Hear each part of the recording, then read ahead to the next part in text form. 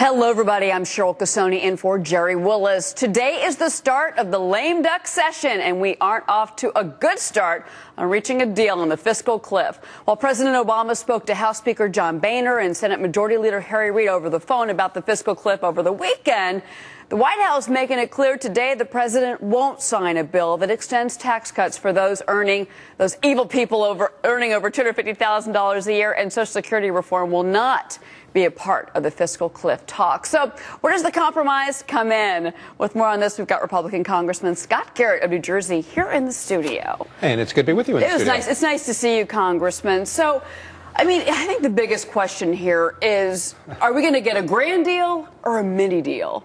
Yeah, I think the opportunity for a grand deal was over the last 2 years. We were waiting, working, hoping to compromise with the administration, but the administration would just never come to the table. So, no, there won't be any grand deal in the next 40 days, whatever it is, till the end of the year.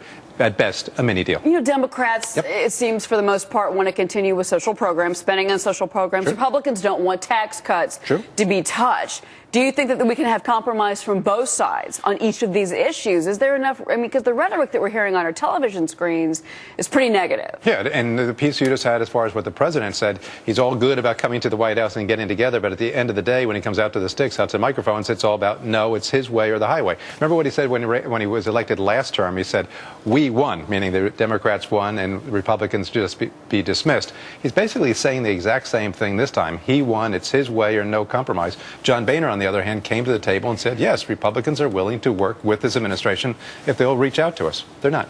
They're not reaching out to you. Nope. But do you think, after the last election, the November election, what we saw was, that was a referendum, frankly, on many Republicans. They kind of walked away thinking, okay, we didn't get the Senate back. Moving forward, our Republican candidate did not win the president. What does that do to the party? It wasn't a great day when we came back after the election. People were looking around the landscape and seeing a lot of our friends had lost. But remember, he may have won the White House. Republicans still won the House, the representatives. So the American public is saying something by that. They say that Republicans should stick to their principles, should stick to the message that they said. And what is that basic message? Washington is spending way too much money. There may be differences on a whole bunch of other issues, but on this one, most Americans agree Washington is too much waste, fraud, and abuse. Let's eliminate that. Where do CEOs in this country fit into all of this? So much rhetoric over the last 4 years. Fat cat CEOs, bank CEOs are ruining the world.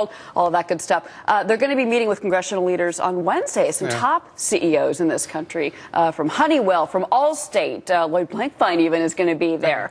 Do you think that that's going to be a positive conversation? Will congressional leaders listen to certainly, CEOs? I would think that congressional leaders have been listening to the CEOs all along. We've been listening to Wall Street and to Main Street, and they all say the same thing. We want some certainty finally out of Washington, and we haven't gotten it from this administration, whether it's Dodd-Frank and all the mess that's created for us, or with all the excessive spending. So I think Wall Street and Main Street will say the same thing to Congress. Stop spending so much. Put your fiscal house in orders. We have to run our businesses on a budget. Why don't you in Washington as well? Let me ask you about Warren Buffett.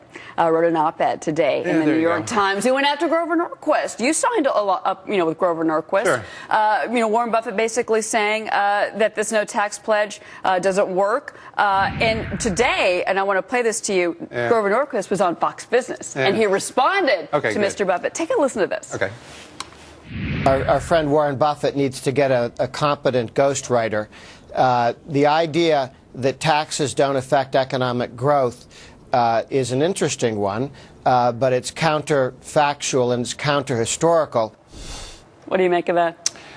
You agree with him? I agree with him in one respect. Look, in two things on Warren Buffett's piece. One is, if Warren Buffett really believed what he's saying in that piece, he could do what any other American who thinks that they're not paying enough taxes is pay more in taxes. He could stop fighting the IRS and just start paying what the IRS says that he should be paying right today. That's one. And secondly, write the check, Mr. Write the Buffett. check. Yeah, and secondly, if he honestly believes that the federal government is the way that we should be spending his money, then he should not have set up that charitable foundation. He should have wrote a check to the EPA, to HUD, to FEMA, and write the check to the federal government as a setting up charity. He must inherently believe that it's better that you spend money privately or through charitable trusts than have Washington spend his money. So I think he speaks out some of both your sides colleagues, though, are turning against the no tax pledge, and Sachs Chambliss is one of them. He was just speaking at a SIFMA conference, a lot of Wall Street people at that, just a month ago. Bob Corker, Lindsey Graham, Peter King. You're going to stay with us, I know, you said. But I will stay. I've been in office now for a number of years, and I can never see the need for raising more taxes on hardworking Americans. You put a dime on the table in Washington, and they will find $1 worth of spending it. So raising taxes, to me, is not the answer. If these other people, it doesn't matter whether you sign the pledge to someone down in Washington or not, the pledge you really have to make is to your constituent back at home, and what promises are you going to make to them and uphold those promises. Well, we did some research today, found out that if we don't extend the Bush tax cuts, we'd have enough revenue to run the government for 8.5 whole days. Not much. Right. 8.5 days, yeah, because $9.69 billion to the federal government every day. And so, which is a drop in the bucket. And I think if you pass the Buffett tax, so-called tax, that is only around some like 4% of the deficit that we're looking at. So that's not going to solve the problem. It's a spending problem, not a revenue problem that we have in Washington. Yeah. Well, best of luck tomorrow in Washington when you return. We'll get it all It's going to be interesting. Yeah. All right, Congressman Garrett, thank you very much. Good to see you again.